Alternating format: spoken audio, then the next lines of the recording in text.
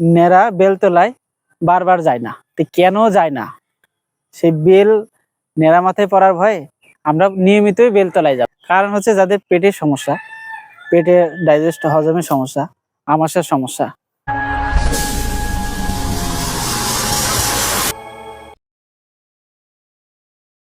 আসসালামু আলাইকুম, আমি হাকিম মানিকুজ্জামান।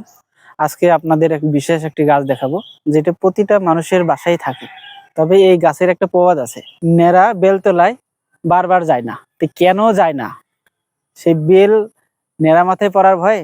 কিন্তু আমি বলবো, সেই নেড়া মাথা হোক আর চুল মাথায় হোক, আমরা নিয়মিতই বেলতলায় যাব।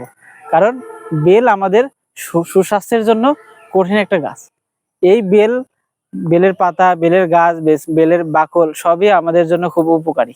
তাহলে আমরা অবশ্যই বেলতলায় সব সময় যেতে পারি। কারণ হচ্ছে যাদের পেটের সমস্যা, পেটে ডাইজেস্ট হজমের সমস্যা, আমাশার সমস্যা, কথায় কথায় গ্যাসের সমস্যা, গ্যাস অম্বলের সমস্যা, তারা হচ্ছে বেলপাতা খাবে। বেলপাতা চূর্ণ করে ভেজেও খেতে পারে, পাউডার করে খেতে পারে, রস করেও খেতে পারে। বেলপাতায় প্রচুর পরিমাণে ফাইবার থাকে, যেটা আমাদের জন্য খুবই উপকার। বেলপাতার আরেকটি বিশেষ গুণ আছে, সেটা হচ্ছে যে আমরা যারা পুরুষদের ইরেকটাইল ফাংশন মানে যাদের বেশি, যাদের উচ্চ রক্তচাপ আছে, তাদের এই বেলপাতা ঘি দিয়ে ভেজে খেলে তাদের এই উচ্চ রক্তচাপ এটা কন্ট্রোল থাকে, নিয়ন্ত্রণে থাকে। তা আমরা নিয়মিত এই বেলপাতা খেতে পারি। ধন্যবাদ সবাইকে।